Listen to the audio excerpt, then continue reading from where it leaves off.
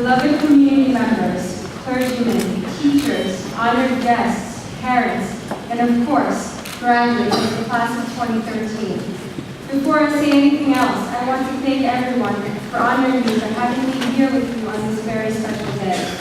It seems nigh impossible for me to comprehend that I stood in this same spot 7 years ago, delivering a speech, scared and exhilarated because of what was ending, what was beginning, what I was giving up, what I was gaining. But life has a funny way of bringing you back to what has meant so much to you. And so here I am, standing before you, having so much to say, but don't worry, I won't say it all, and thankful that I have been given the opportunity to do so. When I sat down to write the words I share with you now, I was certain that, if nothing else, I wanted to humbly impart a few things I have learned, which I wish I had heeded more strongly when I left this wonderful school that was my home for 13 years, embarking onto the unknown. Messages that, even if everything else is drowned in the excitement and elation of today, I hope you will remember as coming from the heart of someone who has felt, dear graduates, as you do now, and who a few years down the road has come to realize what things truly matter. To begin, I hope that for years to come, you will remember this community and the support it has unequivocally offered to us, both as we struggle through those first tumultuous years, and as we each drift towards a future that will always have at its core many of the experiences, faces, and ideas that were part of our education and our reality, where we began to mold ourselves mentally, physically, spiritually. Believe me when I say we are truly blessed to have been a part of a community that offers so much, both in the way of knowledge and encouragement. I was thrilled to hear about the amazing programs and extracurriculars that St. Demetrios now provides and will continue to add to in the future. This school and this community grow and strengthen every year, and all of us should be proud to be a part of such a wonderful institution. A week ago, when the reporter from the National Herald asked me what I will always remember about St. Demetrios, I told her that two specific things came to mind. First, my wonderful friends, my Podaras, who shared so many of my laughs, tears, breakdowns, fun times, lazy times, and stressful days. I will always love each of them because without them I would have lost sight of being true to myself and following my heart. There was one of my best friends from high school who stood fondly at my Yale graduation, smiling at me and telling me he never doubted I could achieve it all. And was another one of my best friends who walked through Fordham with me before classes began to show me all the classrooms, libraries, and interesting places, just to provide me with the comfort of knowing I was with someone who truly cared and who believed in me. Without this school, I would have never met them, and for that I am eternally grateful. Second, I will always reserve a unique place in my heart for my educators, my mentors, and everyone else with whom I interacted on a daily basis throughout my school days. I would have never gotten where I am today if it had not been for everything they did for me. I was encouraged to yearn for the biggest and the brightest things for myself, even when I thought it was impossible. My Greek teachers taught me to love my culture and my language and my heritage. My math teachers taught me to hate math a little bit less. My English teachers fueled my insatiable thirst for words in any form and stoked the flame of my imagination, pushing forth a passion for literature and writing which continues to guide me. Our clergymen taught me to hold fast to my faith and to trust that everything happens for a reason, and that belief in God can guide us through even the most difficult situations. And I also want to give a special thanks to Mrs. Demetrios and Mr. Slavmani, both of whom pushed me to seek the best, because they believed in me and held my hand through the arduous, sometimes discouraging, but in the end gratifying experience of pursuing my most daring dreams. I hope I will always make you proud. I am sure each one of you can think of many similar or incongruous experiences that define your time as St. Demetrios graduates. The good memories, the hard ones, the stressful days, and the euphoric moments, just like this one.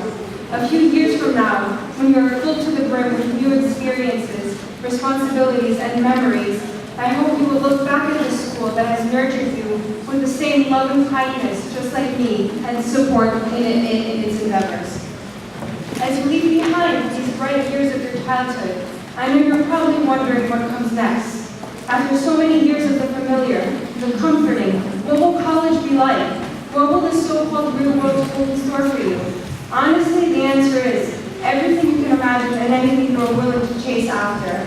As you step onto your individual paths today, I beseech you to remember to look upon life with hope every second, even when it feels like things around you are shifting in ways that terrify or stultify, because in the end, we are our lives' own architects, and we have the power to build our daily reality, our morals, our future, precisely into the kind of hallowed building that we want our heart and soul to reside in. In a world that today, more than ever, seems consumed by greed, corruption, hypocrisy, and fear, we have the power to choose otherwise.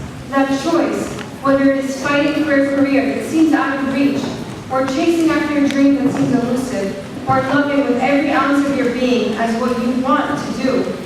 This is your prerogative and your debt to yourself, because if you do not live for you, no one will do it for you.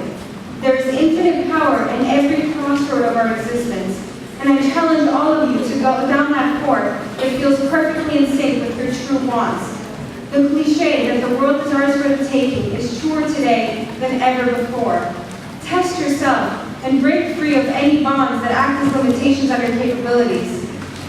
I know we're all bound by expectations. Believe me, I wanted and still do try every day to make those closest to me proud of the woman I am becoming.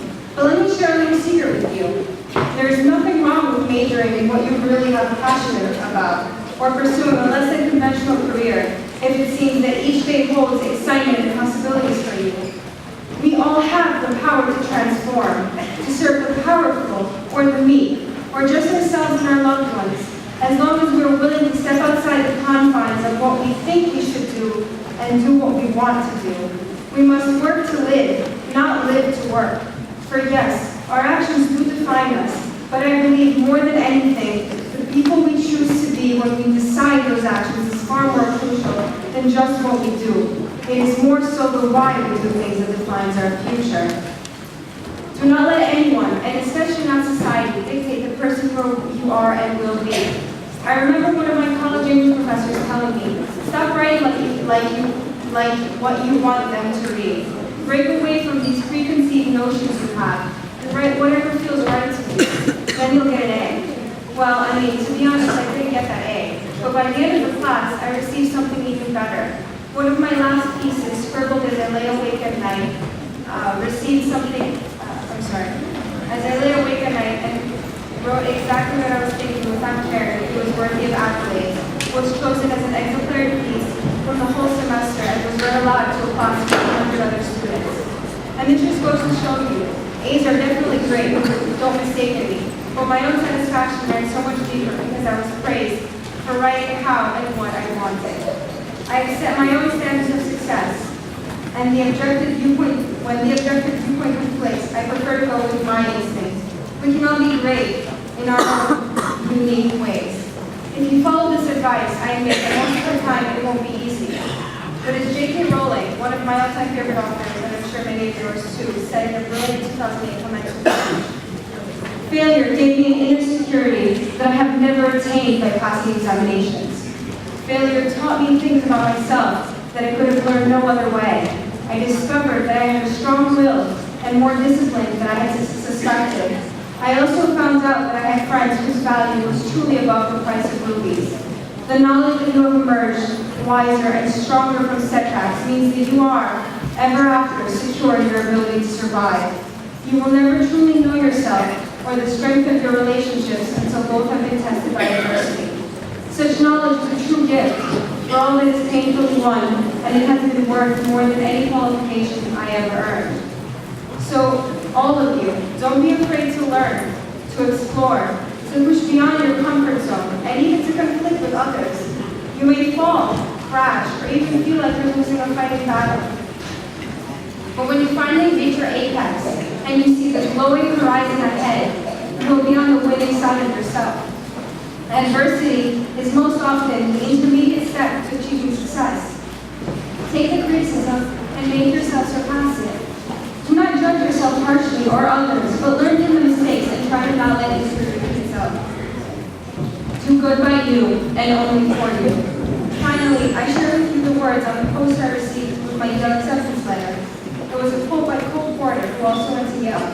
It said, "Life's great, life's grand, future's all planned. No more clouds in the sky, I'm riding high."